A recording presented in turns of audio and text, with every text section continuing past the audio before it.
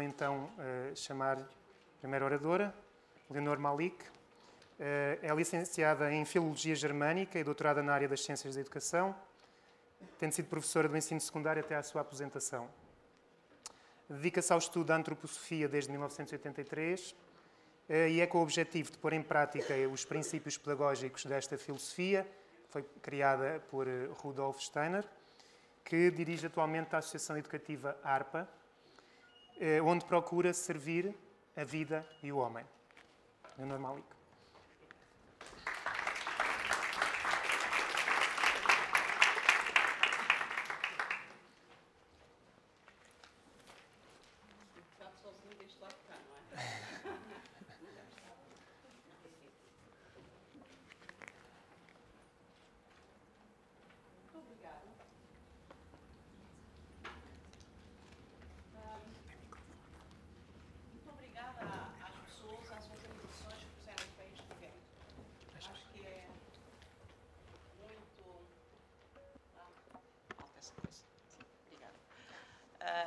Portanto, eu começo por agradecer às pessoas, às organizações, aos grupos que puseram de pé este acontecimento, porque expressa já uma coragem, uma determinação e uma confiança de que vale a pena fazer coisas. Isso já é um agradecimento muito grande, seja quem for que organize. Depois também quero agradecer o facto de terem pedido a pequena colaboração da Sociedade Antroposófica em Portugal, e dentro, nesse âmbito, coube-me a mim aquilo que eu sempre considero um privilégio, que é partilhar com os outros aquilo em que acredito. Ou seja, sempre que eu posso estar um momento com alguém e partilhar aquilo em que, desde há muitos anos, cerca de 25, acredito, pratico em termos profissionais, em termos pessoais, é um privilégio, não é? Podermos dizer, ser ouvidos e ouvir o outro. E, portanto, eu também agradeço esse aspecto que hoje faz-me um bocadinho mais feliz durante o dia. Então, eu, como todos já sabemos e já se disse, eu já vi que no fundo, penetra todas as informações para este acontecimento, vivemos num momento de charneira, num momento de grande mudança. Vem-se deitando fora, tem-se vindo deitando fora ao longo do século XX e no princípio deste século XXI, coisas que, obviamente, já não nos serviam bem, e não é em vão que se deita nada fora, há sempre uma razão, e estamos naquele despertar, e agora o quê? O que é que pomos no lugar do que deitamos fora? E nós, cidadãos do mundo nesta altura, temos o privilégio de viver esse momento de charneira, que pode ser difícil e doloroso, e não preciso dizer isto a ninguém, todos nós o sentimos, mas é ao mesmo tempo um momento maravilhoso, porque se nascemos nesta época, neste momento exato, é porque com certeza nos sentimos antes de nascer preparados para vir a colaborar neste momento de transformação extraordinária. E, portanto, mesmo nos momentos mais difíceis, não nos esqueçamos que fomos nós que escolhemos estar aqui agora e é porque com certeza que vamos ser capazes de fazer qualquer coisa.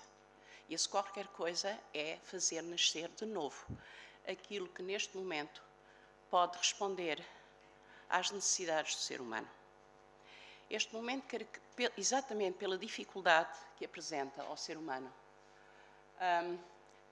pelo sofrimento também que apresenta ao ser humano, é um momento que nos obriga a acordar.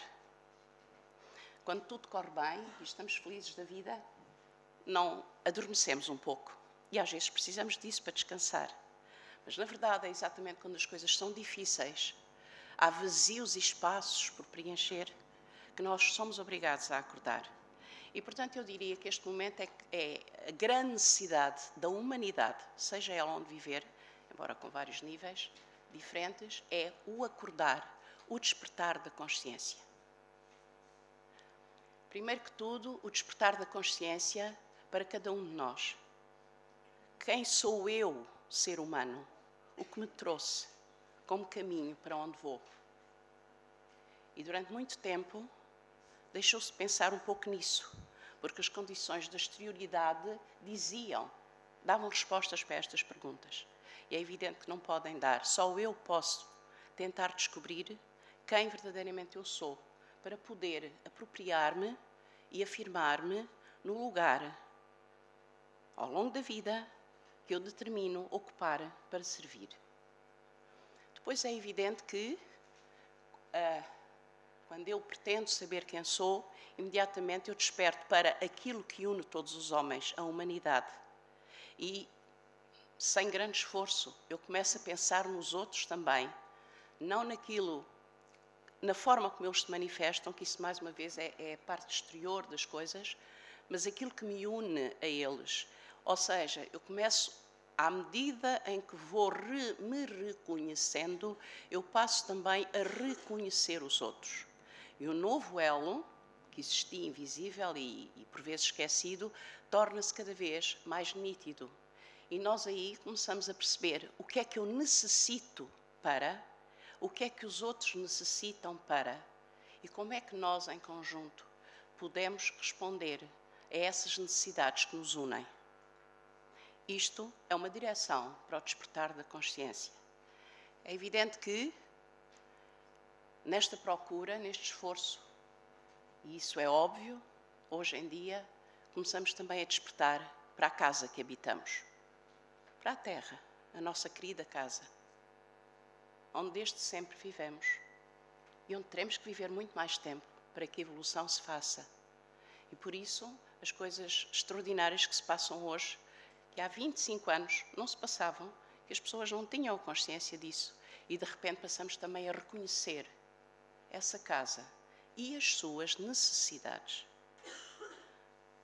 Acordar da consciência para responder a necessidades e, consequentemente, servir.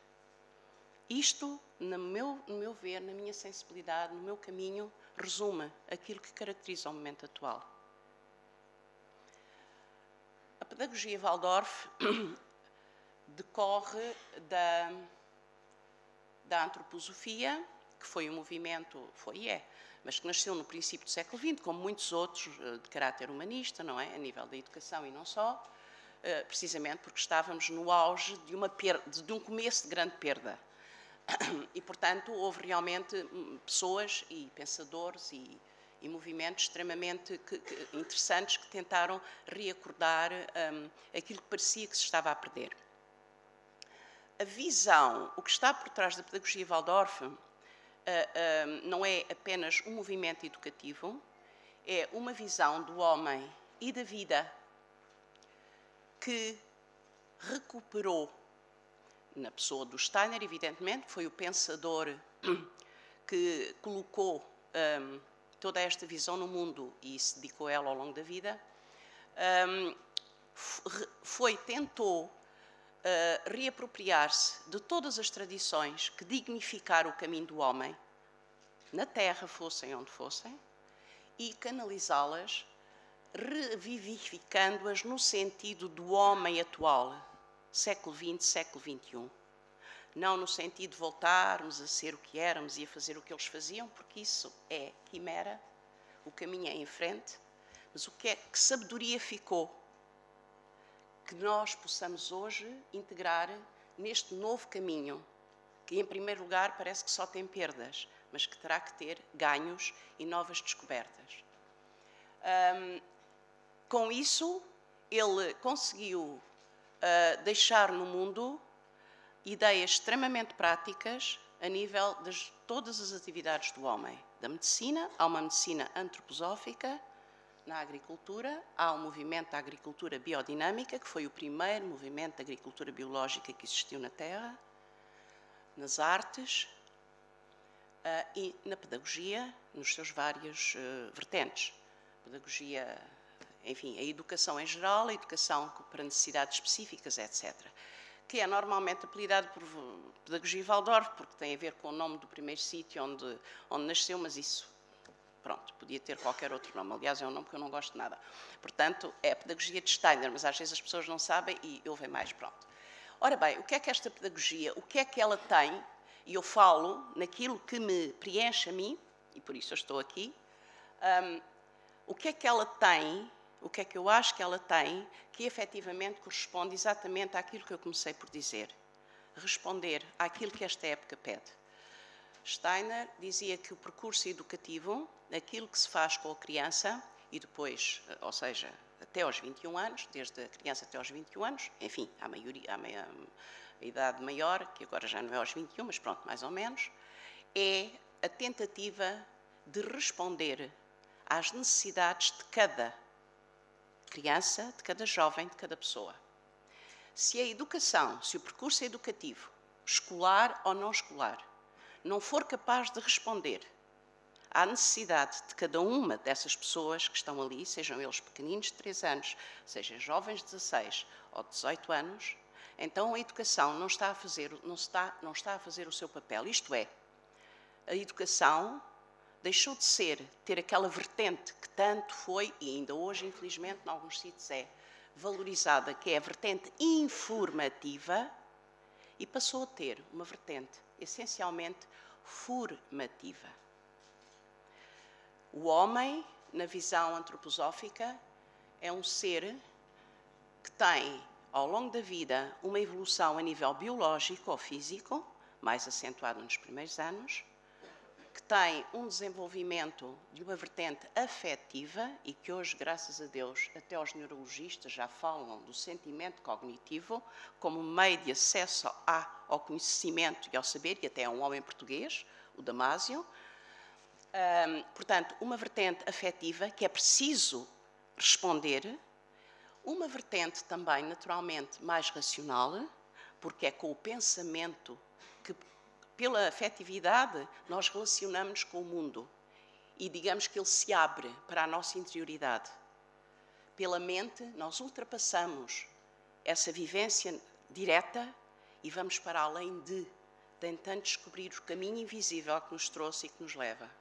E, finalmente, uma vertente espiritual. Nós somos seres, como tudo o que existe na Terra, com origem espiritual. Nunca a matéria criou o espírito, sempre o espírito cria a matéria, em todas as suas manifestações. Como ser espiritual, o homem tem que encontrar um sentido no que faz. A procura de sentido é essencialmente espiritual. Por isso, parte da humanidade é profundamente infeliz. Depende de meios autodestrutivos, podem até ser químicos, receitados por um médico, como nós sabemos, toda a maneira e feitio, eu não estou a dizer especificamente isso, mas pode até ser isso, precisamente o problema básico, não encontram o sentido. E, no entanto, houve seres humanos que, em momentos impensadamente sofridos, que nós não sabemos, porque penso que aqui ninguém esteve, por exemplo, num holocausto ou numa guerra em que toda a gente morreu, etc. E houve pessoas que, sofrendo coisas que nós não só podemos pensar nelas, mas não sabemos realmente como é que toca um ser humano, e, no entanto, encontraram um sentido para o sofrimento que tiveram. E agradeceram-no no fim a quem o trouxe para que eu encontre. Isto é qualquer coisa de extraordinário. O homem é um ser biológico, é um ser afetivo, é um ser racional, é um ser espiritual. A educação tem que responder a todas as necessidades, nestas vertentes. E não há movimento pedagógico nenhum no mundo que o faça em todas estas vertentes, senão a pedagogia Waldorf. Eu devo dizer que há pedagogos extraordinários, por exemplo, um Pestalozzi, que, aliás, relacionou-se bem com... Foi da mesma época. Portanto, eu não estou a dizer que não haja movimentos interessantes, mas cobrirem esta imensidade que é a realidade humana, até chegarem, efetivamente, a este aspecto, que é o aspecto espiritual do homem, e por isso temos que proteger a Terra para que ele faça a sua evolução, e ela não para antes de tempo, precisamente porque destruímos a casa onde ela se deveria processar. Naquilo que eu conheço, eu já sou um bocado velha, já conheço muito, em termos informativos. A gente vai conhecendo em termos informativos.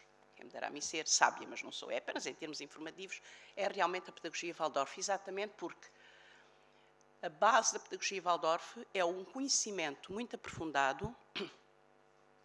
Isso são formações que se fazem após as normais académicas que as pessoas precisam ter nos seus países para desempenharem as suas tarefas no campo da educação. É um conhecimento extremamente profundo do desenvolvimento do ser humano, desde que nasce até que morre, em todas estas vertentes. para poder, pouco a pouco, desenvolver em si capacidades de poder aprender a reconhecer cada criança, cada jovem, nestes vários aspectos e saber perguntar-se o que é que tu precisas que eu te posso dar para responder à tua necessidade. E isto faz-se na Escola Waldorf através do currículo.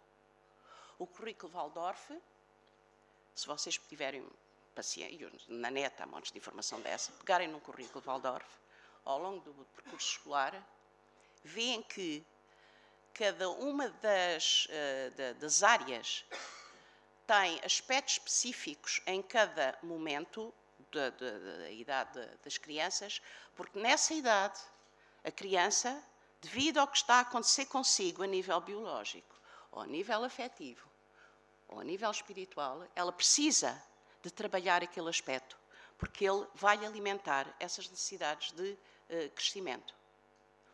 Então, basicamente, conhecer-se o ser humano profundamente, e isso implica conhecer-me. Um professor Waldorf, um verdadeiro professor Waldorf, e nós somos todos muito incapazes de o fazer, o verdadeiro professor Waldorf é aquele que se põe inteiramente no sentido do autoconhecimento de si próprio ao serviço da sua autoeducação, permanentemente. O professor que não se autoeduca minuto a minuto, num esforço contínuo de servir cada vez melhor cada uma daquelas crianças, cada um daqueles jovens, reparem a dificuldade disto. Nenhum de nós consegue fazer isso verdadeiramente, mas esta é a meta. Porque se essa meta for atingida, eu sou cada vez mais capaz de ver o que cada um necessita. Por isso, as metodologias na pedagogia Waldorf não existem.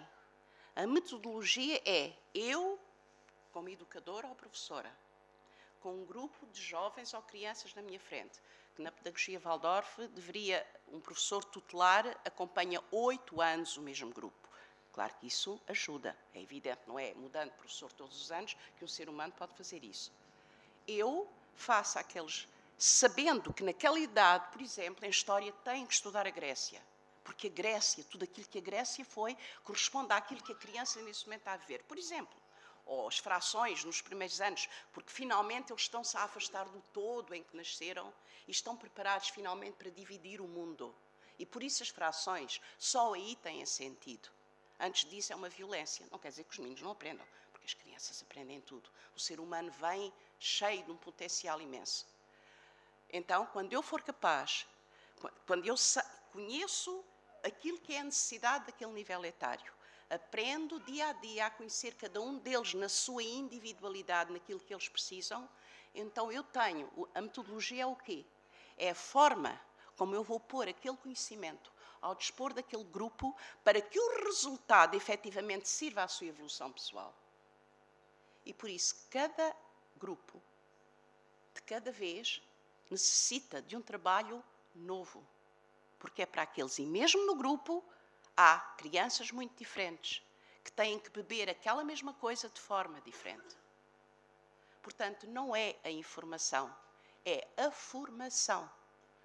Se quiserem que a informação contém.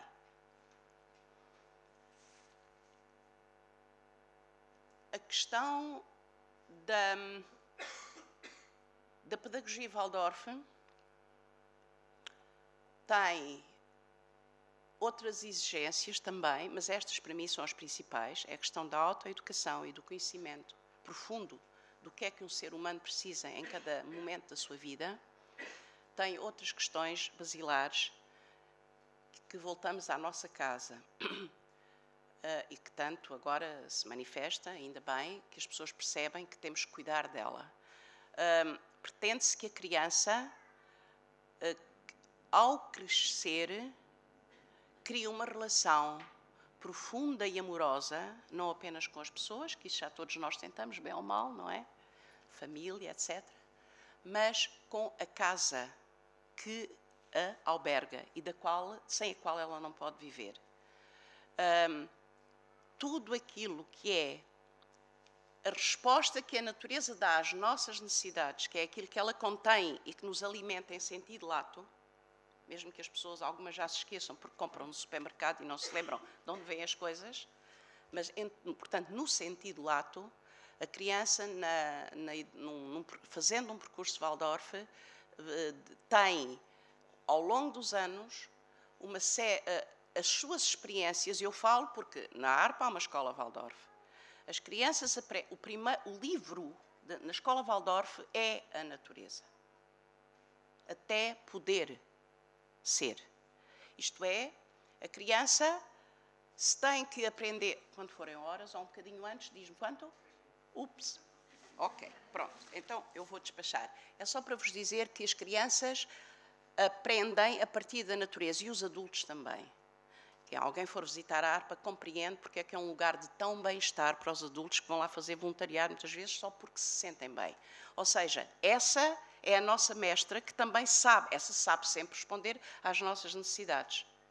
E, portanto, ela ensina-nos como é que se responde a necessidades. O que quer dizer que a relação com a natureza é das coisas mais terapêuticas e mais ensinadoras e que tanto são agora desprezadas em nome das tecnologias, disto, daquilo e do outro. A natureza é a mãe, literalmente, e a mestra.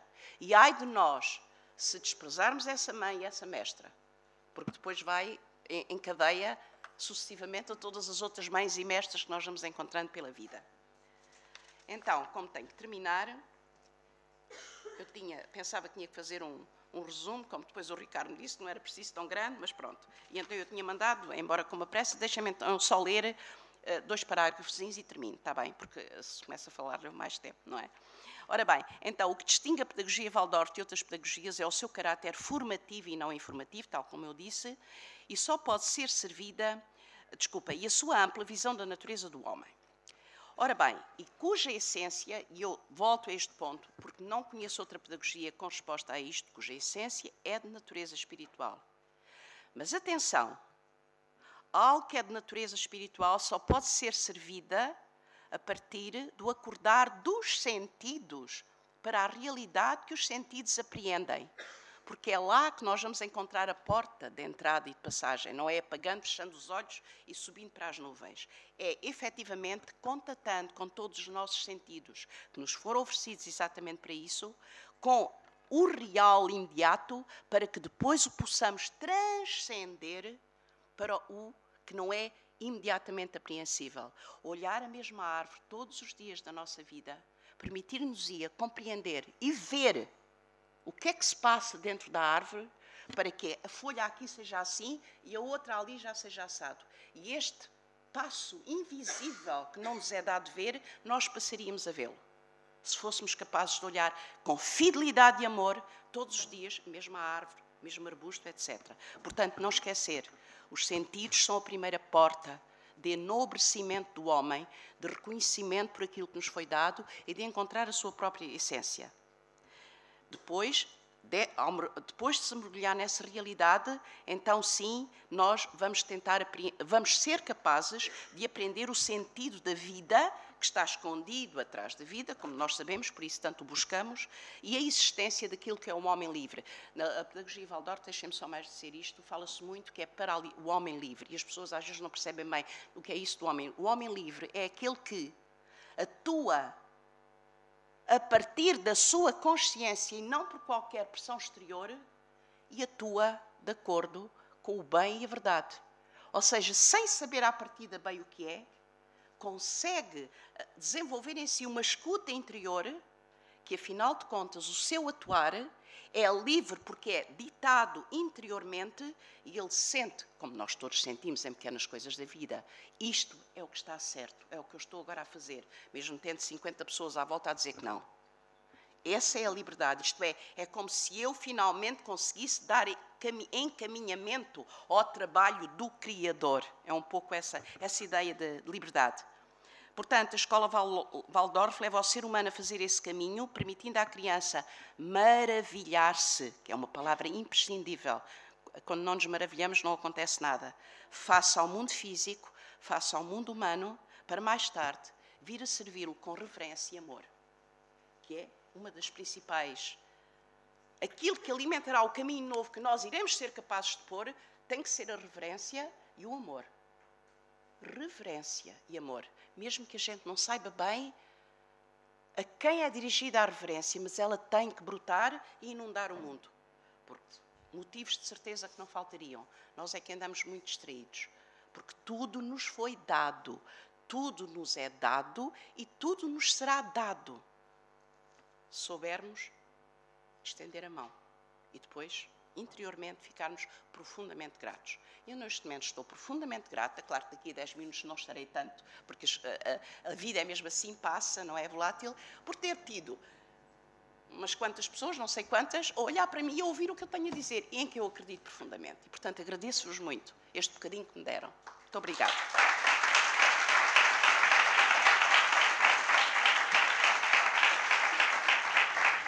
Peço desculpa por eu levar mais um bocadinho.